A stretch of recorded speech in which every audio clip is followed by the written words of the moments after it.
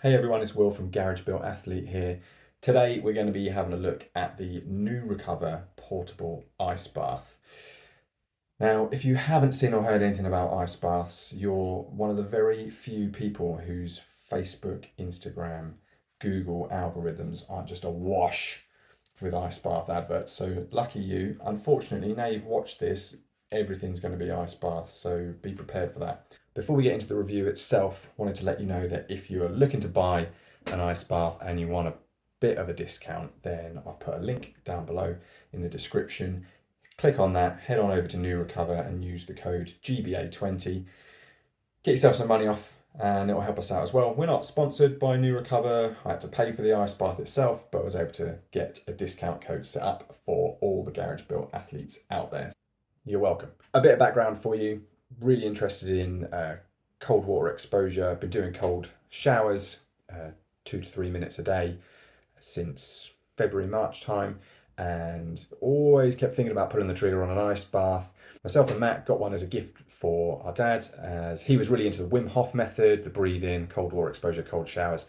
So we got him an ice bath from a different company actually, who were just not great, just really shocking. Product itself was good, so far so good, but communication, delivery delays, is just a shocker. So off the back of that experience, I started looking. You get a lot of adverts now for ice baths. A lot of companies now seem to be pumping out the same product just with a different label on it, shipped straight from China. Other countries are available. And the product looks to be very similar. What I wanted to do with this video was show you a bit closer up about the actual product itself that you get from NuRecover. So you can actually physically see the quality of the material, the makeup, what you get in the packet, and not those advertised marketing shots from the companies. I also wanted to maybe put some people's mind at ease around, is it a scam? Is it, how are you going to get your money taken? Well, my experience of both companies that I've used is no, it's not a scam, but some are better than others. Let me show you what you actually get with the NuRecover ice bath. Now the whole thing comes in this carry case. It's got a couple of handles up the top so you can take the ice bath anywhere you need to go if you're going to be unpacking it and moving it places. It zips open and you've got everything that you need inside. Now the actual carry case itself also doubles as the 2-in-1, they call it an airtight lid. So it's got this drawstring on the side where you can tighten it and loosen it, and that pops over the top of the ice bath, keeps all the dust out and all the grim stuff out of the water. Then there's a pump, works like that, or like that. It also comes with this extendable drain pipe which would pop out of the valve, makes a cool sound like this. Memories. That pops onto that valve there and you can extend it to drain the water out, give it a little tap. I kept finding these rubber washers which would attach to that drain valve, so just be on the lookout for those.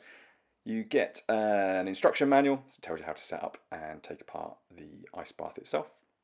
And these 6 plastic legs, so they slot in the side of the ice bath and obviously keep it stood upright. They are hollow, so they're fairly stable for what they need to do, but just some hollow plastic with some squishy rubber feet on the end.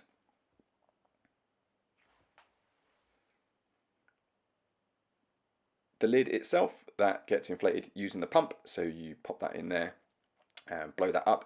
That sits at the top of the ice bath, so kind of fits in the inflatable ring of the bath itself to kind of create a bit of a seal on there. It's meant to keep the cold in, or all the grit and grot and bugs and stuff out when you're not using it.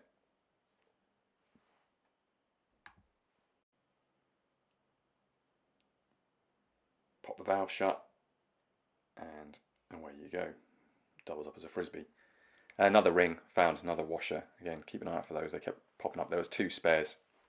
Now this pillow slash cushion that came with the ice bath, I could not figure out for the life of me if it needed to be inflated, because the valve was so big that there was no way that I could put the cap back on to keep all the air in. So also with it being full of air, it's going to float on top of the ice bath. Not entirely sure what the idea of that is. I did try pumping it up with a pump.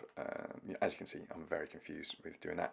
Possibly you could fill it with water, so it just acts as a little seat to put your butt under, or not have it in the water and use it as a cushion for your head maybe. Now the ice bath itself, this is I think a 400 litre, so 80 centimetre diameter. And I wanted to show you the construction of it really, so you can have a good look up close at the material that it's made from. So you can see it's kind of a reinforced PVC. It's not particularly thick. From my experience with some other ice baths, there tends to be a few millimetres of extra thickness of the ones I've seen. This is the tap on the bottom, so the valve, it unscrews, you can replace the washers. It's got a hole all the way through to drain the water out of the ice bath. And then the bottom of the ice bath itself, that is quite a thick material, so a little bit of comfort on the bottom there. Compared to the side walls, you can see that there's a significant difference in the thickness when I give it a little squidge. So that's full pressure on there compared to the sides where it's not very thick. So we'll see how that pans out. Okay, so then you insert the legs into the ice bath. As you can see, just sped this up because I was very cack-handed trying to do this, and then pump the inflatable ring around the top, and you've pretty much got your ice bath ready to go. And a little close-up here of the inflatable ring just to show you the type of material that's in there. You can see the inside of the tub and then the inflatable ring at the top. It's again a slightly reinforced type of PVC there. Here's the ice bath stood up where it's going to sit for at least a little while. You can see the kind of size that it takes up in that corner area. Chuck the pillow in for good measure. And there's the lid. Oh, I did well with that. You can see how the two inflatable rings would join at the top of the ice bath to kind of keep that seal on. It does actually fit and then just sinks all the way to the bottom, so I believe you have to kind of wedge it in between the two just to try and create that seal, and then push it all the way in. Lastly, pop in that 2-in-1 airtight cover. I mean, it says it's airtight. I don't know myself, I don't think it's creating any sort of vacuum in there, but again you can see a slightly reinforced type of material there, that ripstop material to keep your ice bath in good condition. Right, filling it up. Again, just a reminder here about that valve on the side, because I had it on open, so as soon as that water level hit that valve there, I just had a bit of a nightmare. So yeah, that is the closed position. Make sure you keep that on the closed position before you start filling up the bath with water. There we go, so chucking in the freezer blocks and ice bottles and various ice packs that I've got to try and start getting that water temperature cooled down. What I wanted to do was fill it up but not overfill it, because I didn't want to get in and have all the water tip out over the sides of the ice bath. So you can see the level that it is there in comparison to the top ring. There's a decent amount of space there, but I'm just under 6 foot, 82 kilos, and I wanted to make sure that I got that water level right.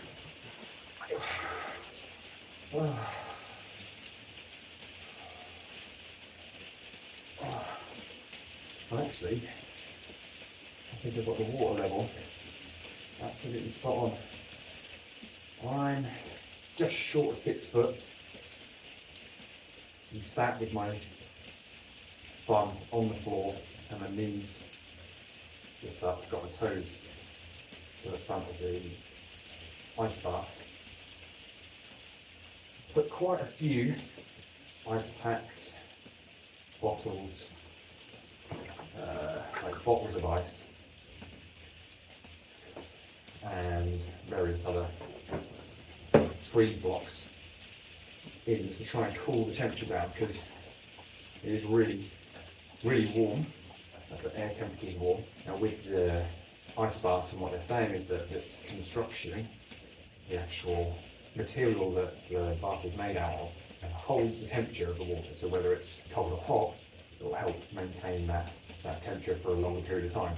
With the lid on the top, it's meant to keep some of that cold in, and then obviously got the cover to go over the top, keeps all the bugs out and all that kind of stuff. Now, I've set myself a 5-minute timer on this one, because that's what I've been doing when I've been using ice baths, is 5 minutes. For the cold showers, I've been doing 2 to 2.5 minutes. What I find with the cold showers is there's only really one part of your body getting exposed to that cold at any one time. So as the water hits it, that part cools down, but then you have to keep moving around to get the cold all over the body, because the other parts of your body are heating up. Whereas with the ice bath, everything is cold. There's plenty of information and research out there. I'm definitely not an expert. One to check out is the Huberman Labs. It's got tons of research, tons of material, podcasts, videos, articles on the benefits of deliberate cold exposure, and the best times to do it, what temperature could be or should be. There's also a lot of work done by Wim Hof around controlling the breathing and your heart rate and the breath work that will help you with cold water therapy. Now, I'm literally just in it to try and help my aches and pains, try and help my recovery, boost mood, help with anxiety.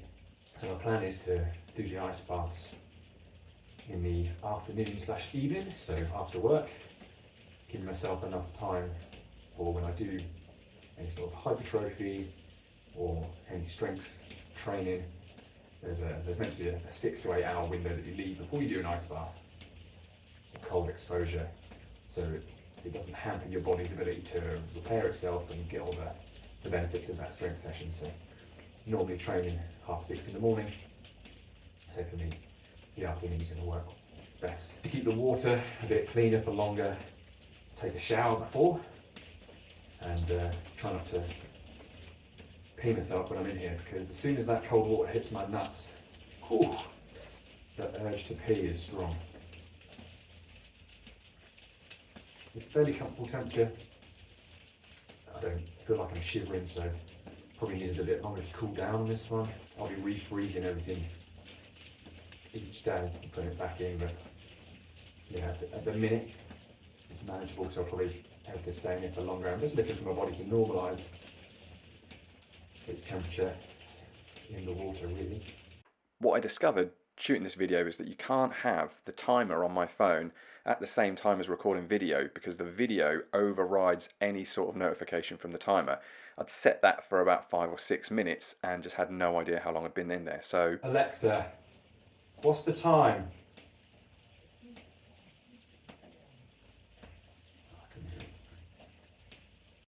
Couldn't hear what she said, no idea, so thought better give it a few more minutes. I was in there for a total of 12 minutes. Obviously have no idea about the concept of time. So there you have it. There's the unpacking and my first use of the NuRecover ice bath. If you want to grab yourself one, hit the link in the comments below. Use the code GBA20.